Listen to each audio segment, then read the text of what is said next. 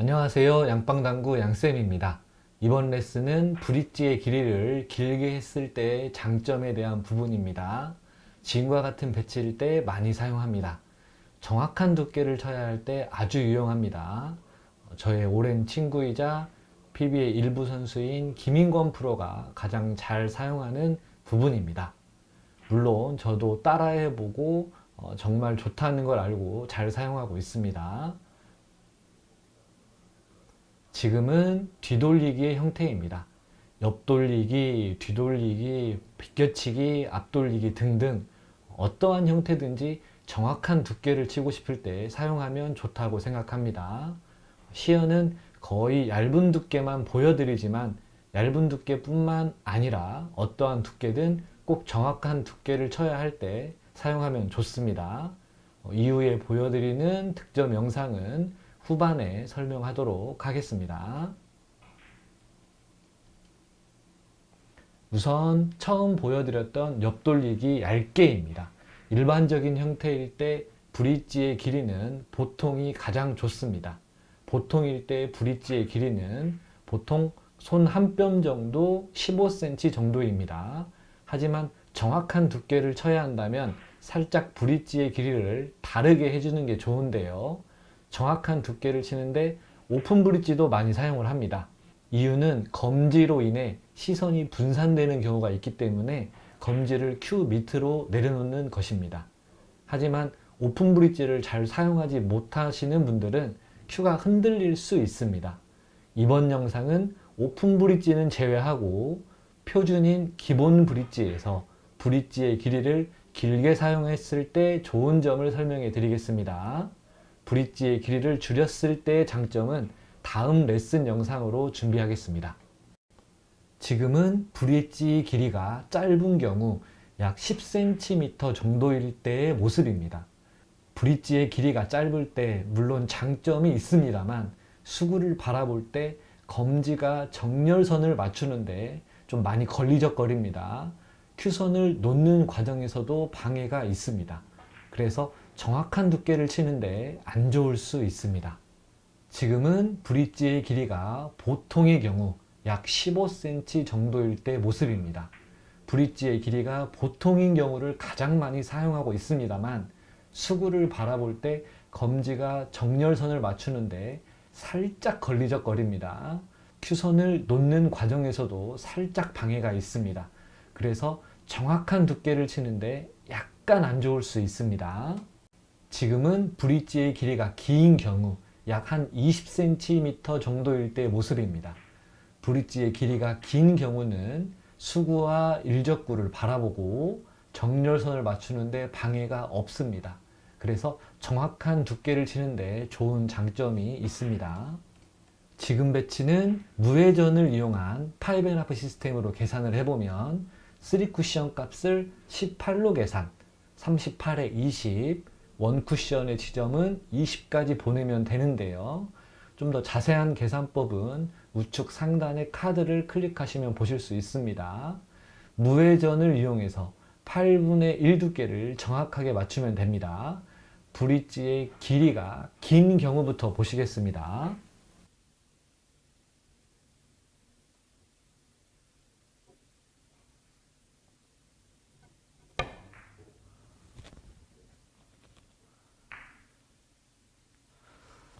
지금은 브릿지의 길이가 보통일 때입니다.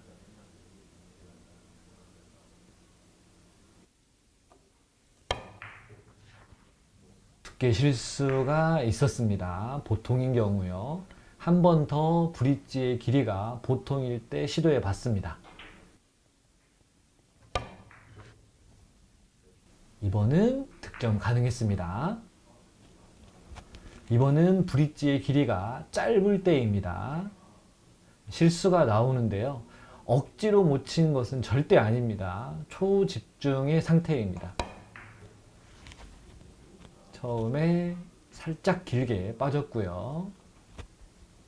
한 번 더 쳐보는데요. 브릿지의 길이를 짧게 했을 때입니다.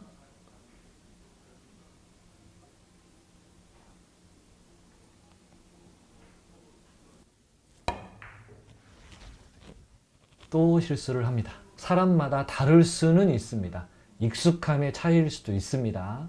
저의 경우는 정확한 두께를 쳐야 한다면 짧은 브릿지보다는 긴 경우가 더 확률이 높았습니다. 뒤돌리기도 비슷한 배치를 놓고 브릿지의 길이를 달리하면서 시도해 보겠습니다. 지금 배치는 1시반의 3팁 당점을 이용하고 8분의 1 두께를 치면 득점이 가능한 배치입니다. 우선 브릿지의 길이가 긴 경우입니다. 한 번에 성공했습니다. 비슷한 배치를 놓았습니다. 이번엔 브릿지의 길이가 보통인 경우입니다.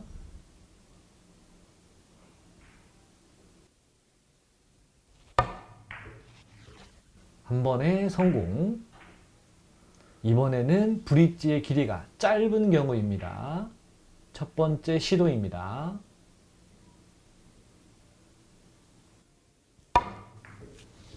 첫 번째 시도 실패입니다. 두 번째 시도입니다.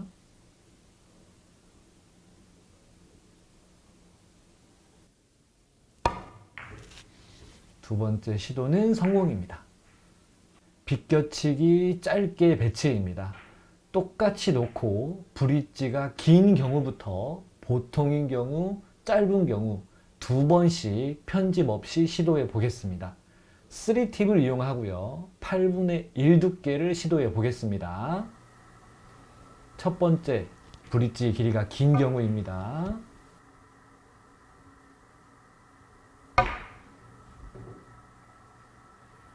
성공이고요. 똑같이 놓고 브릿지 길이가 긴 경우입니다. 두 번씩 쳐보겠습니다.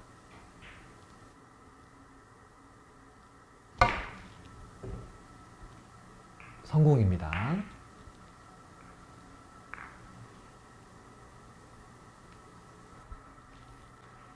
두 번째, 브릿지의 길이가 보통인 경우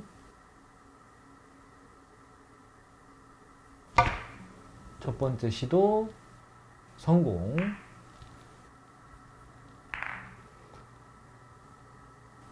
브릿지의 길이가 보통인 경우 두 번째입니다.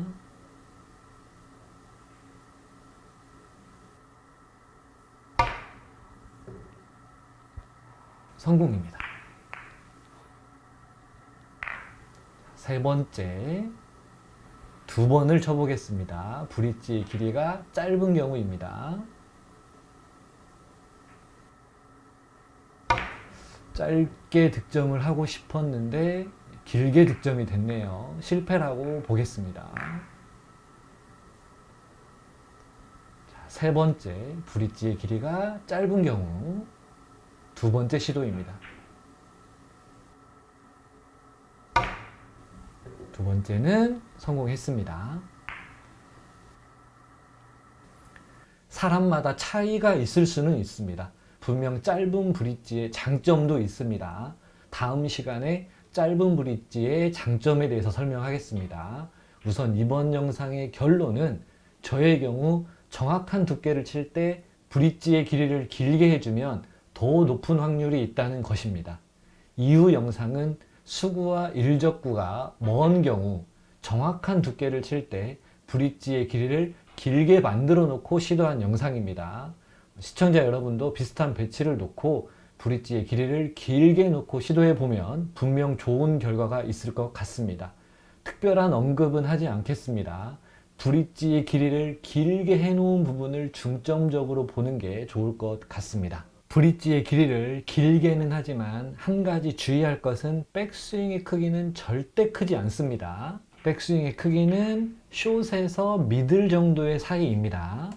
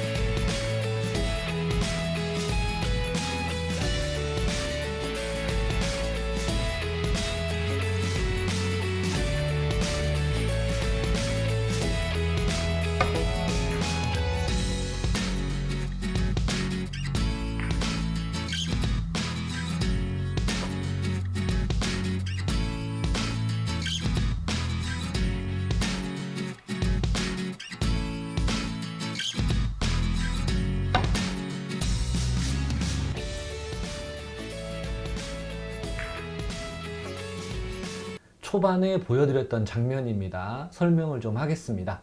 옆돌리기입니다. 저는 옆돌리기 볼 시스템을 이용했습니다. 3쿠션 값 3, 일적구 값 2, 기울기는 1, 합이 6입니다. 반절 두께, 투팁 가볍게 툭입니다.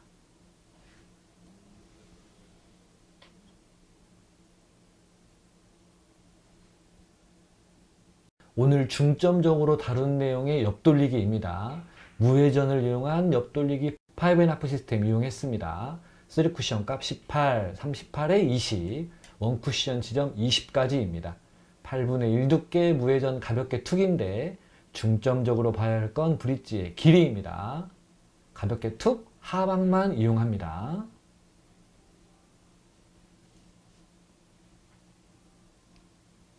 다시 한번 일적구 흰색을 이용한 옆돌리기입니다. 볼 시스템 사용합니다. 3쿠션 값 2, 일적구 값 3, 기울기 5, 합이 10입니다. 5번 두께 5번 당점, 수구와 일적구가 좀 멀리 있기 때문에 하단 당점 유지를 위해 약간 빠른 툭입니다.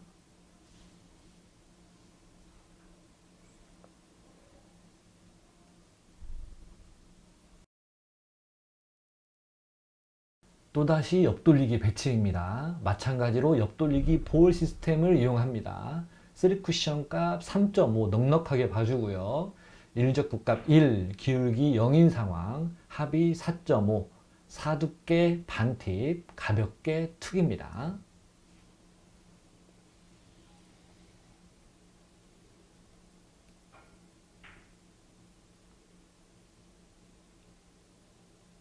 두 번째 영상입니다. 오늘 중점적으로 다룬 부분인데요. 뒤돌리기 정확한 두께를 칠 때 브릿지의 길이를 길게 해준 부분을 잘 보시기 바랍니다.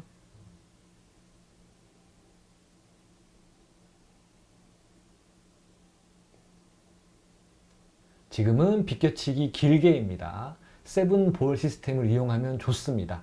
기울기가 7칸인 상황, 투팁의 반절 두께면 수구는 코너로 갑니다. 2칸 정도 짧아져야 하므로 투팁의 2두께입니다.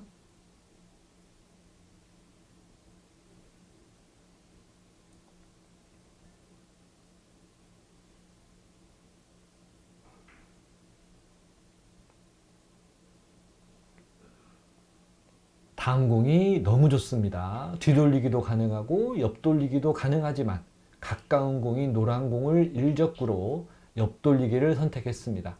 볼 시스템 이용했습니다. 3쿠션 값 5, 일적구 값 1, 기울기 2, 합이 8, 4두께 4번 당점, 약간 빠른 툭입니다.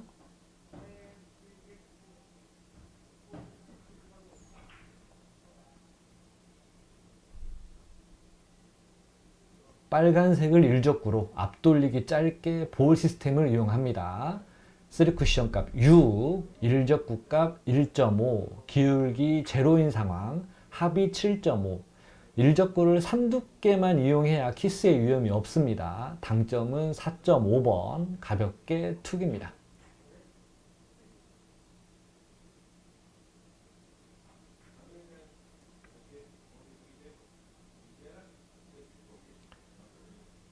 노란색을 이용한 옆돌리기가 약간 애매한 상황이네요. 빨간색을 일적구로 비껴 뒤돌리기 선택했습니다. 하프 시스템을 이용합니다.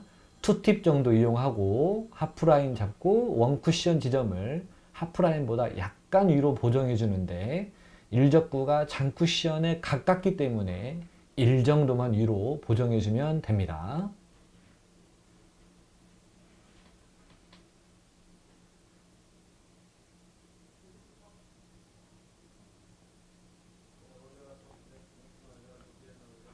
지금 배치는 옆돌리기도 가능하고 뒤돌리기도 가능한 상황, 저는 뒤돌리기 선택했습니다.